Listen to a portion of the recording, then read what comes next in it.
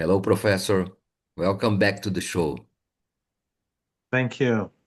It's a pleasure to have you here again, Professor Mohammed Marandi, distinguished professor of the University of Tehran, talking to us from Tehran now.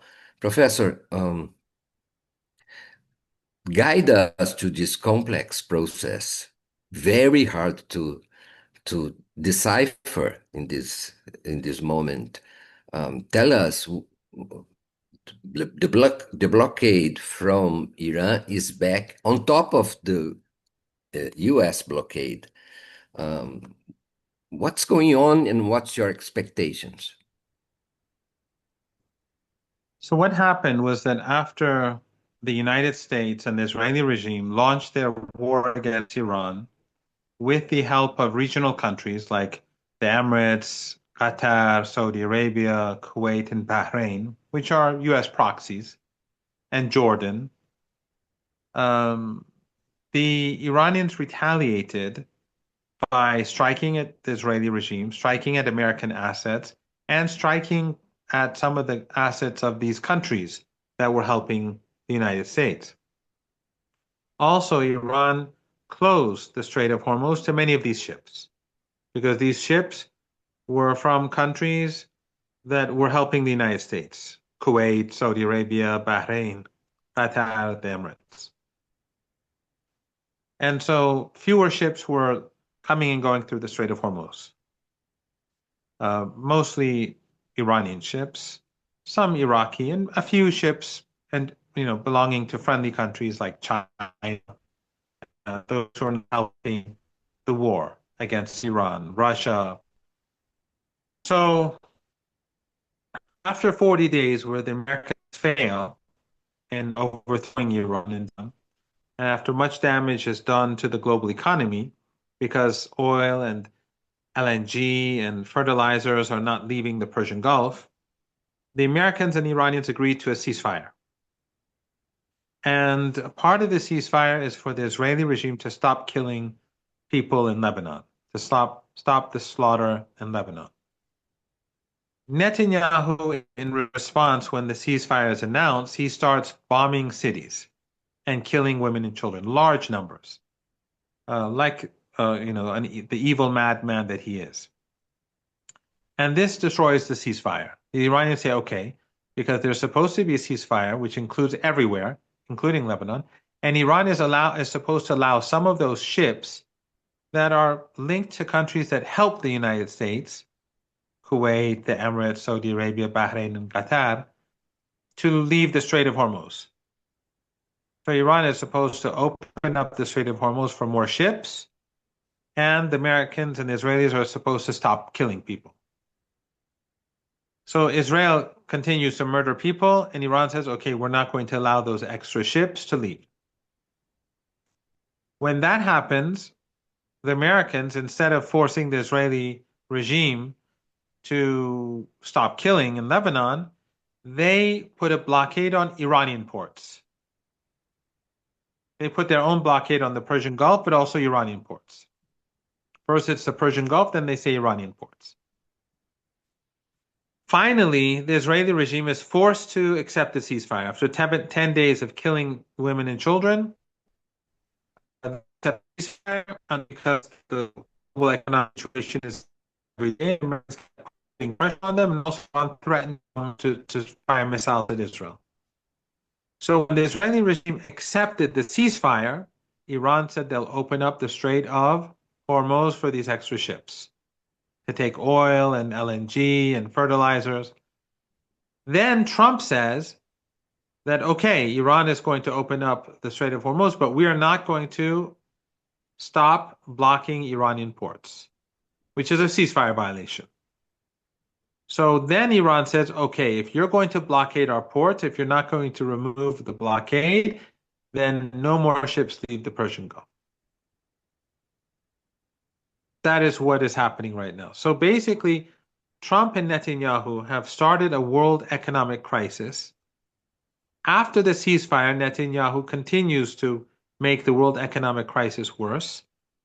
And now Trump, instead of welcoming the ceasefire and decreasing tensions, he says, I'm going to keep this blockade against Iranian ports. And so Iran says, well, if you're going to do that, then we're going to blockade the ports of your allies that helped you in the war. So the global economic situation is becoming more and more dangerous every day. Professor, what's the stage of the negotiations right now? You joined the Iranian delegation to negotiations in Islamabad last weekend. So you have an assessment of what happened there, but it seems that what appeared as a failure of these negotiations um, open up the opportunity to these same negotiations to go on. What's the situation right now, and what's your assessment of what happened at Islamabad? What happened in Islamabad, first of all, indicated that the real power and authority lies with the Zionists, whether in Israel or in the United States. And they have been working hard to wreck the negotiations.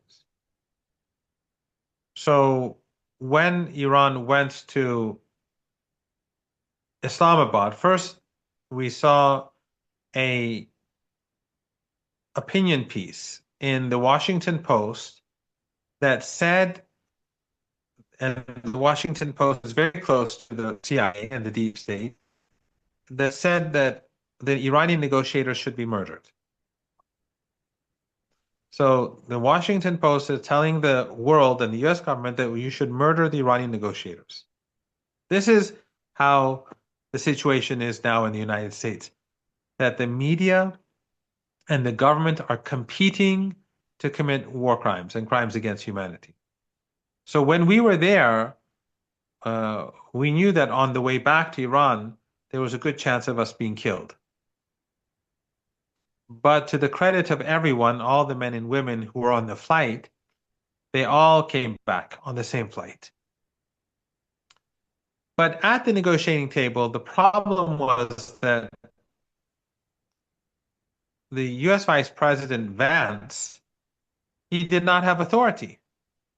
He kept making phone calls, even though he was surrounded by, on both sides, by Kushner and Witkoff, who are both Zionists and their priority is Israel.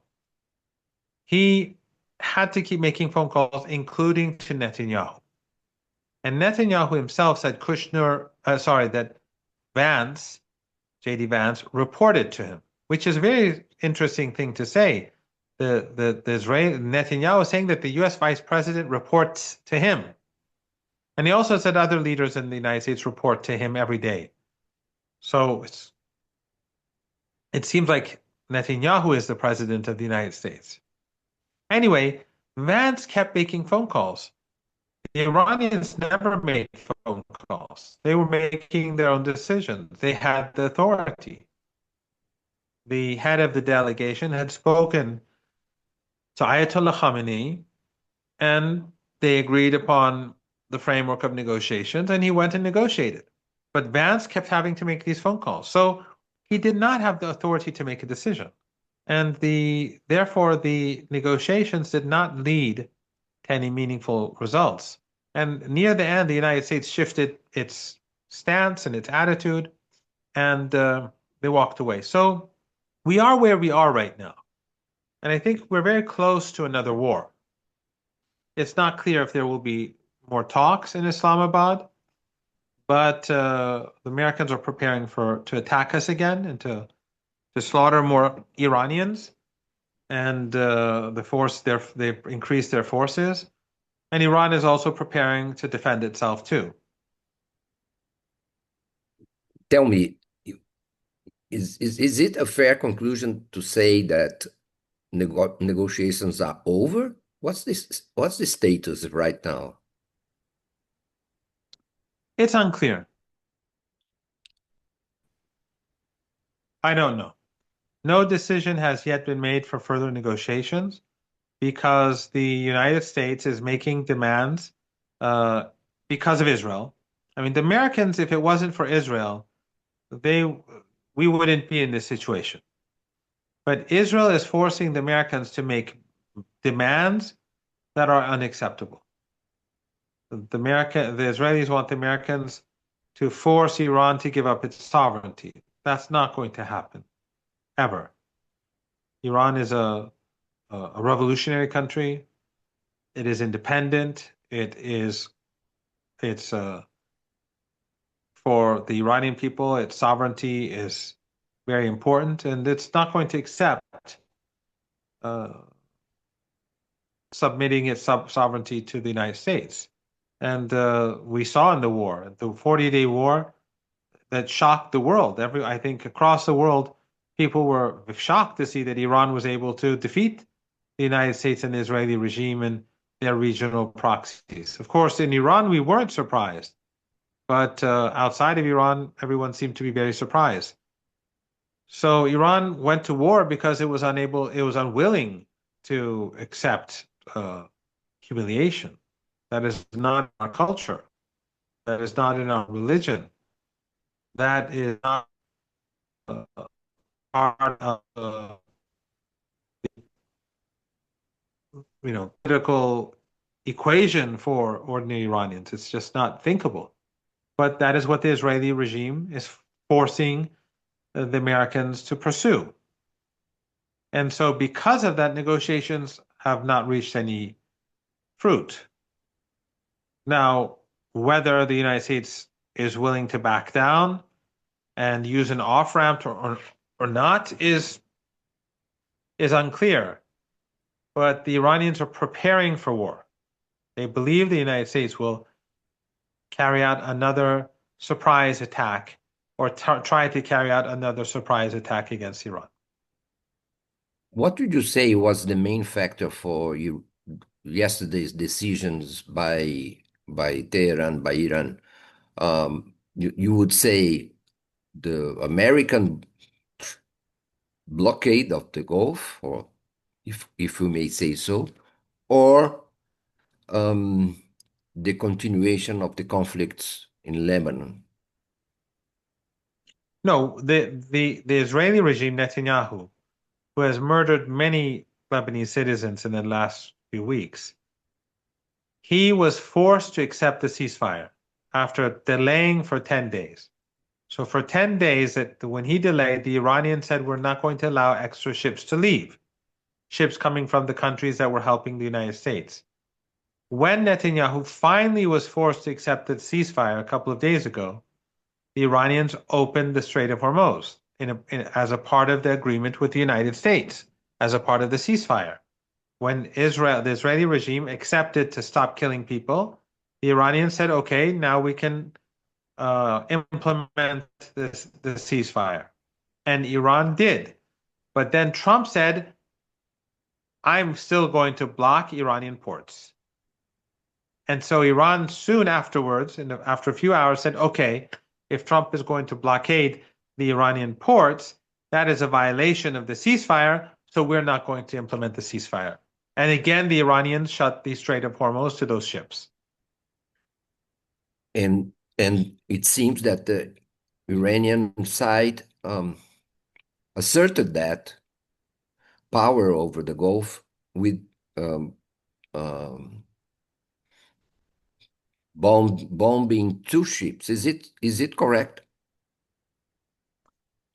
They basically threatened those ships. They didn't, I don't think they badly damaged them, but those ships were disobeying orders, and the Iranians had to force them to go back.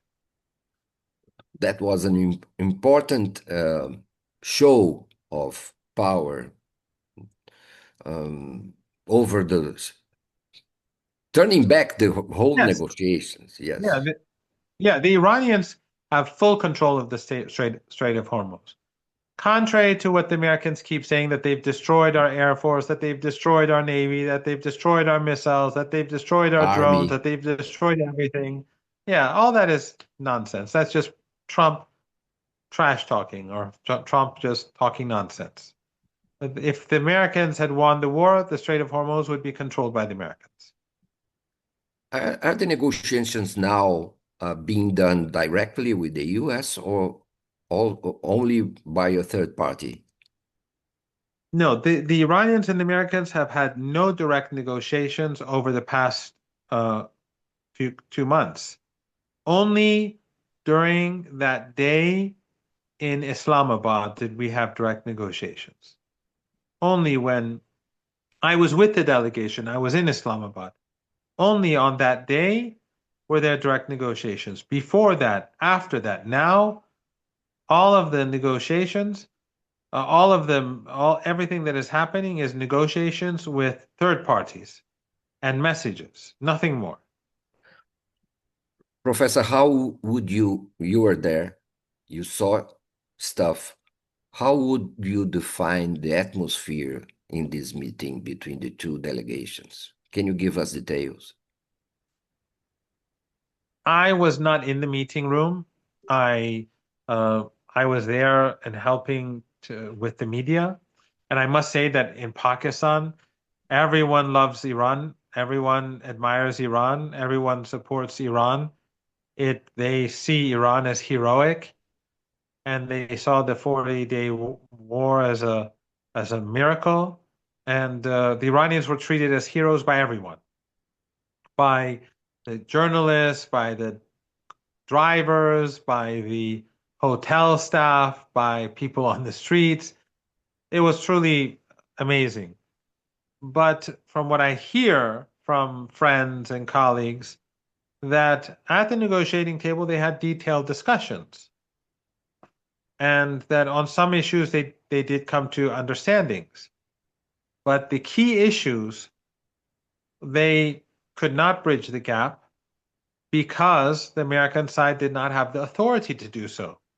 As I said earlier, the Iranians did not contact Tehran.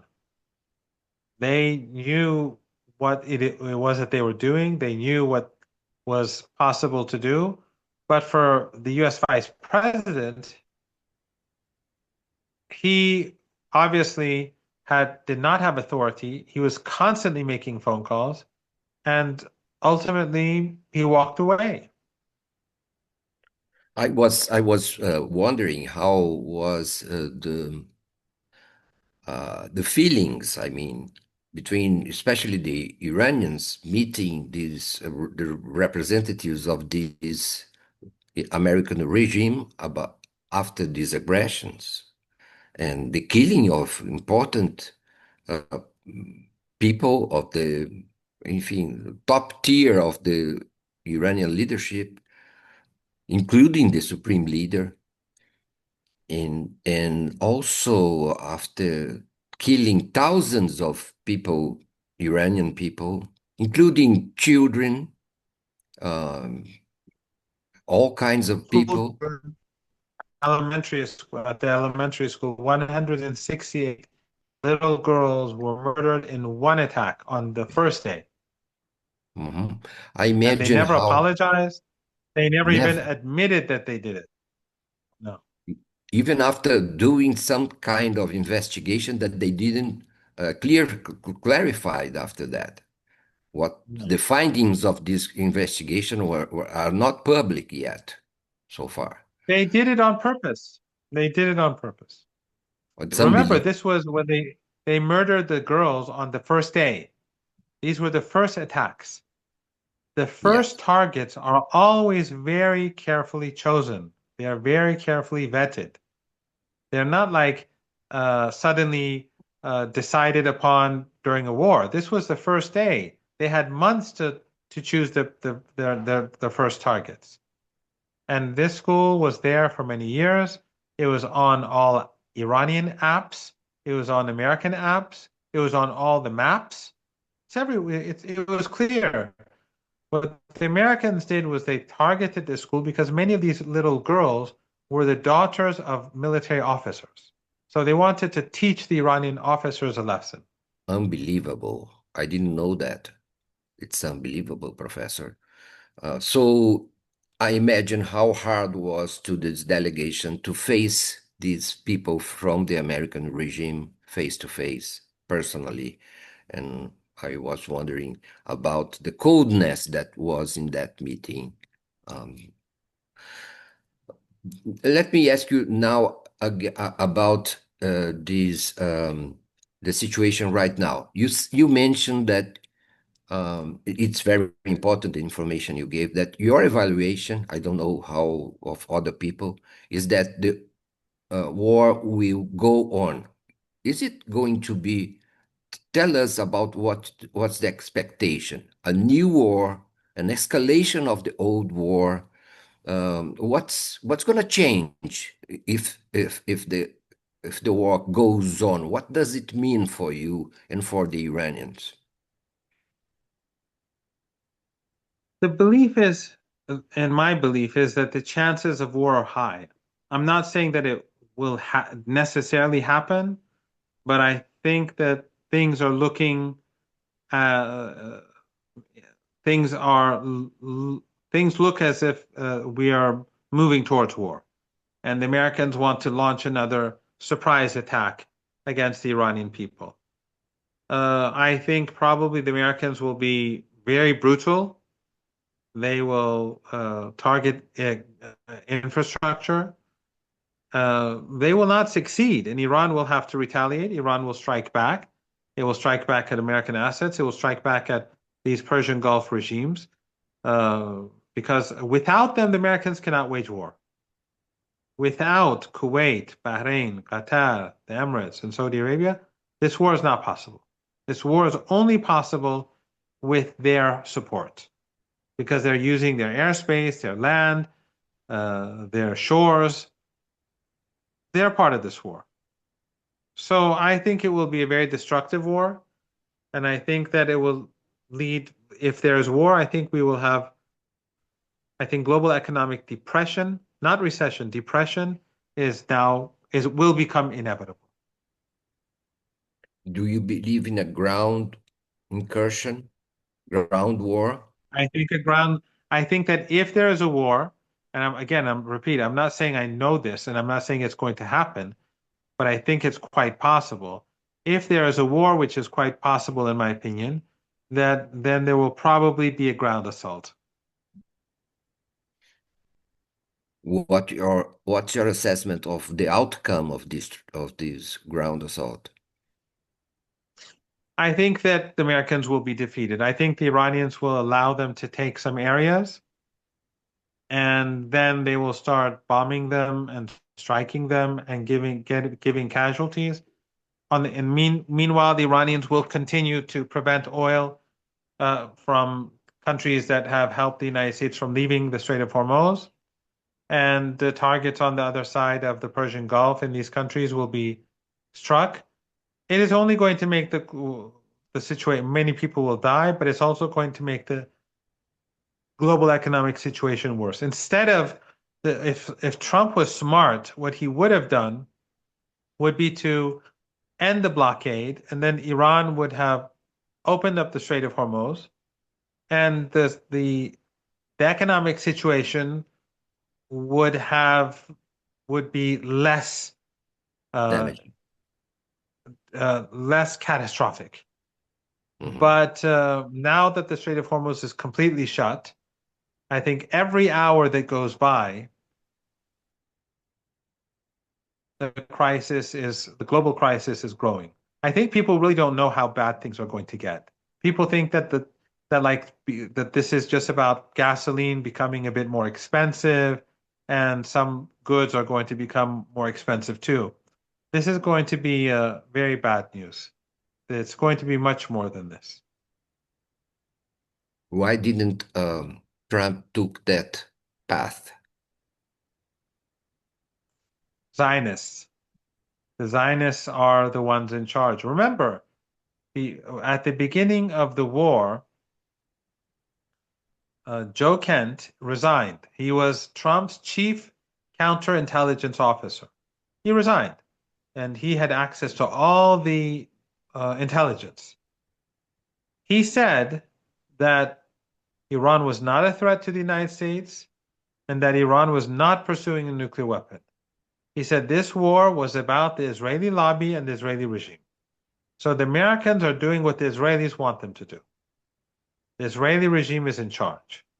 And so the Israeli regime does not allow or does its best not to allow the United States to do a deal with Iran. The reason why Israel resisted the ceasefire was because it didn't want the ceasefire. But it was only after the 10 days another 10 days of closure of the Strait of Hormuz that made the Americans push the Israelis to accept because of the damage that it's going to do to the US economy. It seems that you're agreeing with Professors Robert Papp about the escalation trap, that the US is trapped in a path of escalation without no other option. So it's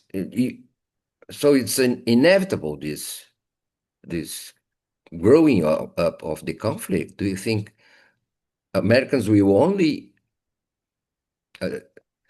go back if they are defeated, totally defeated? Well, it does look like the United States has gone up the escalation ladder, and that it is trapped itself. It didn't have to trap itself. When the Iranians said they'd open the Strait of Hormuz, the Americans could have, and in response to the ceasefire, the Americans could have said that, okay, then we will stop the blockade. Because the blockade was a violation of the ceasefire. So they would have to stop the blockade to abide by the ceasefire. So instead of choosing de-escalation, which was possible and which was agreed upon, Trump did the opposite. So we are in a situation where I think the chances for military conflict are very high. And I think it will be the Americans will launch a very vicious war. But it's not for sure. And we'll have to see. What's the main drive of Trump's regime right now? Is it to find an off-ramp to the situation, or to going even further in this escalation? What you think is the main drive? I mean, you have this situation that you just laid down about the depression, the threat of depression, which is right now. You have the midterm elections in November in the US. And so you have reaction against the war inside the public opinion, American public opinion. You have these differences even inside, as you mentioned, the American regime. What's the main drive? I'm sure it's very complicated, but just to give a summary of this complexity, I think probably from what I'm hearing that Trump wants an off-ramp. And he could have had it. As I said, he could have, when Iran said they're going to open the Strait of Hormuz, he could have said, I'm ending the siege on Iranian ports. That was his off-ramp. But he didn't choose to do so. Why? Because the Israeli regime wants escalation, because the Zionists want more war. So, and that is why for 10 days Netanyahu resisted the ceasefire, because he and the Zionists wanted more war. But I think the economic pressure on the United States was so much that the United States kept pushing Israel to stop. But in any case, even though they pushed Israel to stop, the United States did not, when Iran opened the Strait of Hormuz, the United States continued the siege. So either the United States Trump is under too much pressure to take this off-ramp, or Trump thinks that by moving up the escalation ladder, he can make Iran surrender, which is not going to happen. And Trump did that with a show of force to the world about his relations with the Zionist regime. He said that Israel would be forbidden to continue in the war, the aggressions against Lebanon. And he underlined that. Forbidden. But after saying that, yes, but after saying that, just a few hours later, the Israelis used a drone to kill a Lebanese citizen, and now they're blowing up all the homes in all the villages that they have occupied during this war. They're destroying all the homes, everyone's houses across southern Lebanon, in areas where the Israeli armed forces, the Israeli regime's armed forces are, they're being destroyed. Ordinary homes, all the villages. They're doing to southern Lebanon what they did in Gaza. But yes, you're totally right. And tell me more. Uh, The Zionist regime has its own difficulties in facing Hezbollah and the Lebanese people, especially of the south. So it's not to say that Israel wants to go on without having all conditions to do that. I think Hezbollah and the Lebanese people showed him that it's not going to be easy. Of Is it? course, no doubt. The main reason was the resistance of Hezbollah. Hezbollah is a heroic movement. And we all have to remember that the reason why Hezbollah is fighting Israel is because Hezbollah wanted to stop the genocide in Gaza. So Hezbollah has given many martyrs, and many of their children have been murdered, and their families have been murdered because they've been trying to draw Israeli forces away from Gaza so that they would stop slaughtering and exterminating Palestinian women and children. The heroic actions of Hezbollah make them the shining star of humanity.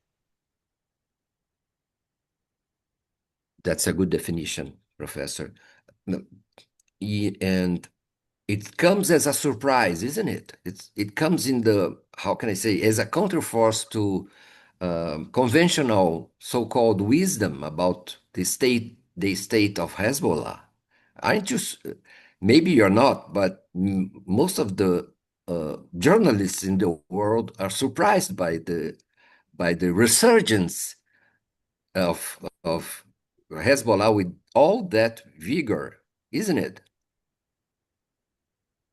Yes, and I think part of it is because the West never understands us, and they always caricature us, and they always look at us through Orientalist glasses. But in addition to that, they don't understand the mentality of Shia Muslims.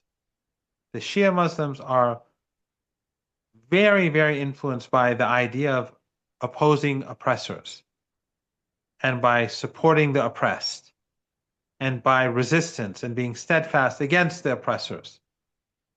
And that is what makes Hezbollah so unique, that they see the Israeli regime as the oppressor against the Palestinian people. So they stand up against them. And even though the Israeli regime has all the weapons that the West gives to it, Hezbollah is able to stand up against it and resist successfully because of their faith and because of their insistence in supporting the oppressed and standing up against the despots of their time. So the culture of resistance among Hezbollah, the Shia Muslims in particular, is very, very strong. It's influenced very much by Hussein ibn Ali, the grandson of the Prophet, and his resistance to the despot of his time in the land of Karbala. And his martyrdom and the martyrdom of his companions is something that is very much a part of the psyche of Hezbollah and of Iranians and those who are in the axis of resistance. And that is the reason why Iran was able to defeat the United States despite its overwhelming firepower and the support that it got from so many countries in the region, these family dictatorships, and of course Western countries that supported the United States by sanctioning Iran. So Hezbollah has outperformed by far expectations in the West, and everyone in the West is surprised, but we weren't surprised. Professor, guide us through these 10-point demands or conditions that Iran put forward about to end this conflict or to be satisfied.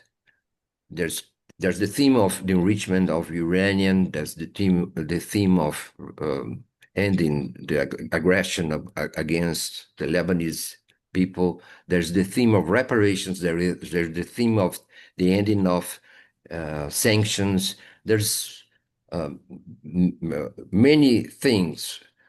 Do you think that for Iran only the maximum of these demands is acceptable? These demands that Iran put forward are all reasonable demands. We did not start this war. We did not kill people from another country. We did not invade another country. We did not strangle another people. The United States waged this war with the Israeli regime and the support of many of its proxies. But it failed. It wasn't the United States that asked for a ceasefire. It wasn't Iran that asked for a ceasefire. It was the United States. At the beginning, Trump said he demanded unconditional surrender. And that didn't happen. And then they were saying that Iran's missiles and drones will soon finish. That didn't happen. And then he gave his 15-point plan, Trump, which was many violations of Iranian sovereignty were among the elements of that plan. Iran didn't accept it. And then Iran said, this is the plan. And Trump accepted to have this plan as the framework for discussions. So that showed that after 40 days, the United States had failed, that he was willing to accept this as the framework for discussions. Now, Trump has now said he's not going to do this. And that just shows how untrustworthy Trump is. That just shows how dishonest the United States is. That shows how much the United States lies to people and how it's not a faithful negotiator. It will say one thing now and say something very different 5 minutes from now. But this is the situation that we are in today. You said they failed, the American regime failed, the Zionist regime is failing. What's going to happen? If they failed, what's going to happen? What's going to be of Iran after this failure or of the ending of this situation, this conflict? I think they're going to restart the war. I think the chances that they will restart the war are high. I think that in the next few days, in the next week, they will probably carry out another attack. It's not for certain. Of course. They will not win another war. They will only make the world more miserable because the hardship has not started yet. This is just the beginning. The lack of oil, the lack of gasoline, the lack of refined products, the lack of petrochemicals, the lack of fertilizers, the lack of LNG, the lack of helium. These are going to have a gradual effect. But when the effect grows, it will become very bad. But by launching another war, it's going to make it much worse. But so far, it seems that they, instead of accepting their defeat and finding a reasonable solution, they want to wage another war, the Israeli regime and Trump. That's what it looks like. Do you believe it's going to be a ground war? I insist. You see conditions for a ground war? It will not be a smart thing to do. They will probably launch a ground war if they start again, I'm saying if they start a war, they will probably launch a ground offensive too. And Iran will probably let them take some places and then start bombing them for weeks and weeks and weeks. The United States will not win, but the United States is being forced by the Zionists to keep confrontation. Instead of taking an off-ramp, which Trump could have done after Iran opened the Strait of Hormuz to more ships, he chose to escalate. So that's why I think the chances for war are very high. Unless Means something that changes, unless someone tells Trump how bad things are going to be and he's convinced, I think that the chances are very high. so it seems that they are choosing for the suicidal track. It's not just suicidal. It is something that they are imposing on the whole world. What the Yes. Zionists are doing is that they're ruining the lives of everyone across the world so that they can expand their country, so that they can kill more kids, so that they can take more land. And so everyone across the world, from Latin America to Africa to Asia to North America, everyone has to pay the price. Do you think Iranian army, IRGC, and all its assets, that it used all the means that it had, or are there more resources and surprises to be shown or to be assessed according to the path of this conflict? Yes, there are resources and assets that the Iranians have not used yet. They use times. Iran's own capabilities are not in place. Iran has that, and they are all in tunnels. Iran has its air force, it has its air defenses, and most importantly, Iran, the Islamic Republic of Iran, has the support of the people. And the people are backing the armed forces and the leadership. And so I believe that the United States will fail. I think the United States and the Israeli regime will be cruel and ruthless and murderous, but they will not succeed. Since you mentioned that, what's the nowadays mood in the streets of Iran among the society? What's the reaction and in either way, what's the mood among the population? Every night, people come on the streets in all the cities and in different neighborhoods in Tehran and other big cities. They're very resistant, very resilient, and they feel that another war is coming.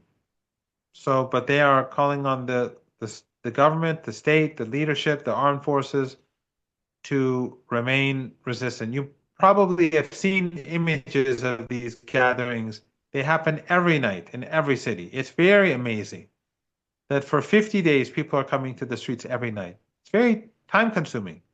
It's not easy, but it's amazing. The Iranian people are very resilient, very resistant. And as I said, their Shia identity makes them particularly resistant to oppression. Besides that, what's your opinion about global public opinion regarding this conflict? What's the image of Iran nowadays? Has it changed among the other people in the planet? From my understanding, there has been a sea change. People now see through the anti-Iranian propaganda. And in Pakistan, as I said, all the people who I've seen support the Iranians. And they say that that over 90% of the Pakistani people support Iran. And from my experiences with my friends and anecdotal experiences, and from what I've been reading, there has been a sea change in public opinion about Iran in a way we've never seen before. And people are seeing through the 47 years of anti-Iranian propaganda for what it really is, propaganda.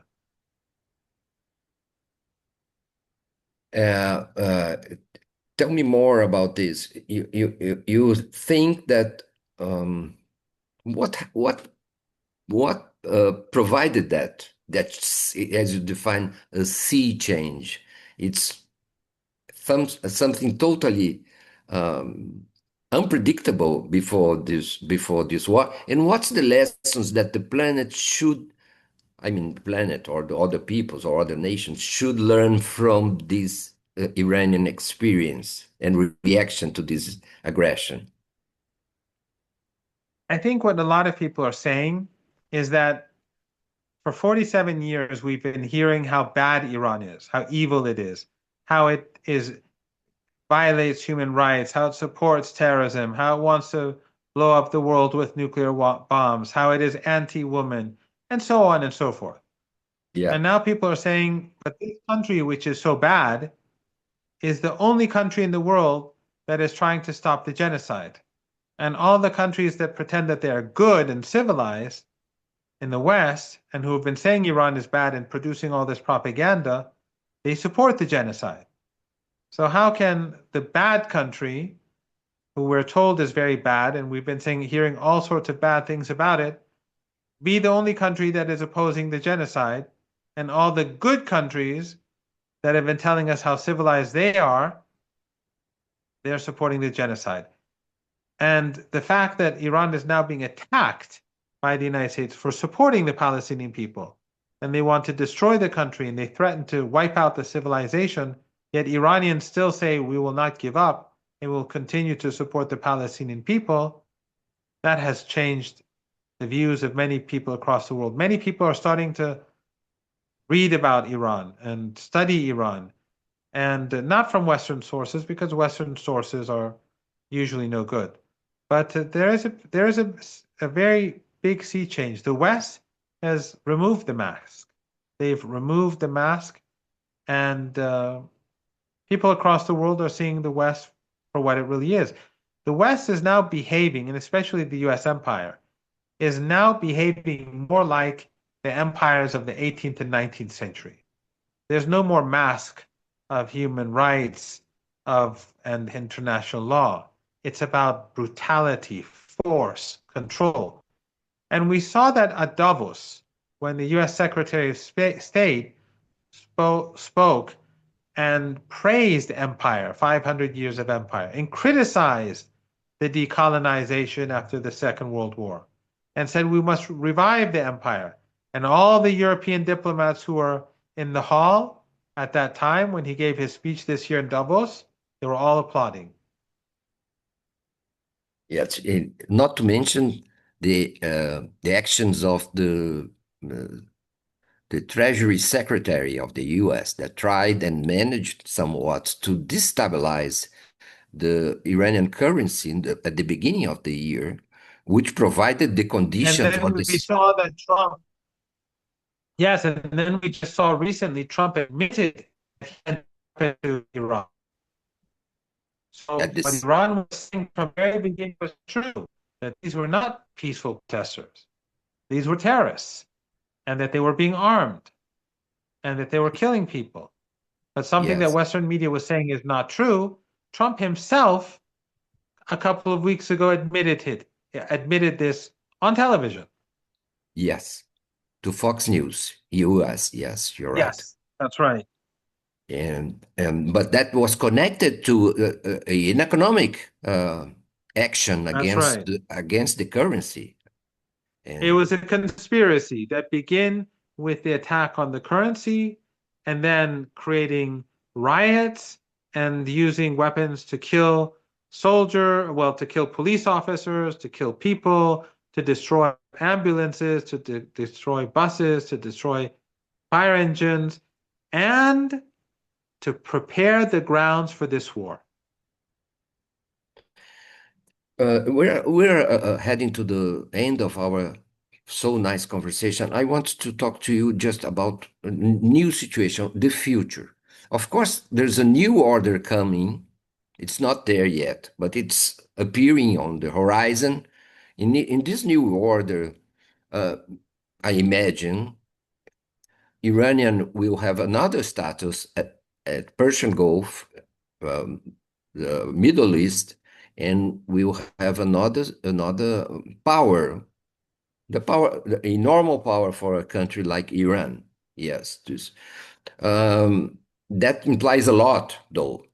It's a huge change as well.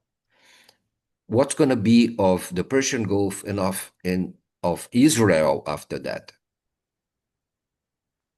Well, first we have to see what happens in the coming weeks. I think if there is war, it's going to be bad news for the world because the world economy will collapse.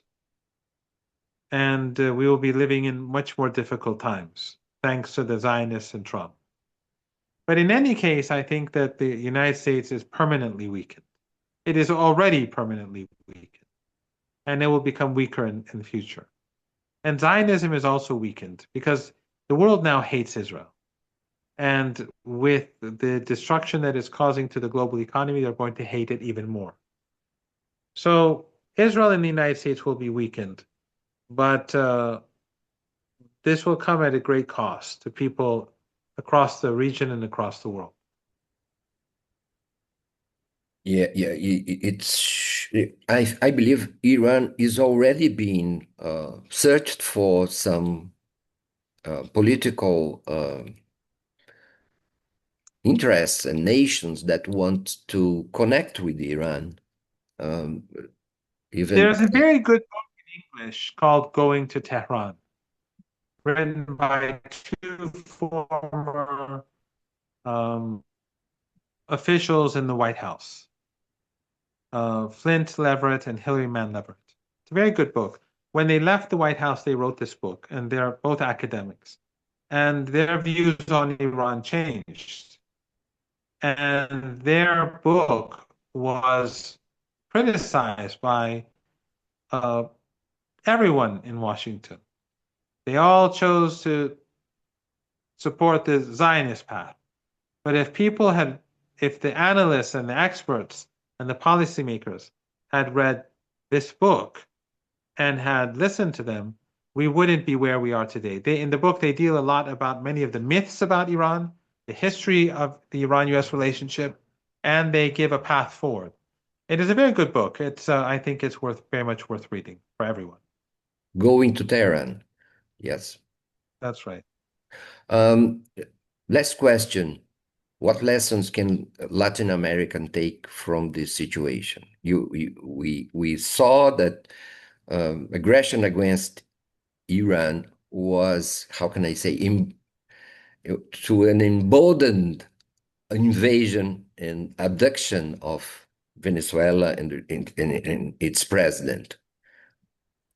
Do you think Iran can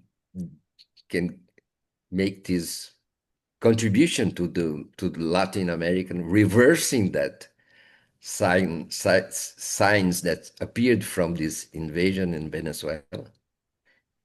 No doubt. No doubt. I think a lot can be learned from Iran, Hezbollah, and the axis of resistance. And people should put aside the propaganda that they're hearing and try to understand Iran and the culture of resistance and the culture of resistance that exists in the axis of resistance and in Hezbollah. And that will, I think, help them become more resilient in restoring their sovereignty. The empire is not doing anyone any favors, and it's not doing anyone any good. It's not doing any good for the people in the United States, for most people at least. But I think there's a lot that can be learned from these experiences of Iran and Hezbollah and the other members of the axis of resistance. Very nice. Thank you so much for being with us today, Professor. Have a good day, have a good future for Iran and for your friends and family. The same to you and your friends and family, and to the people of your country and across Latin America and across the world. I hope we all see better days. And thank you very much for inviting me. It was a great pleasure. Thank you. Bye-bye.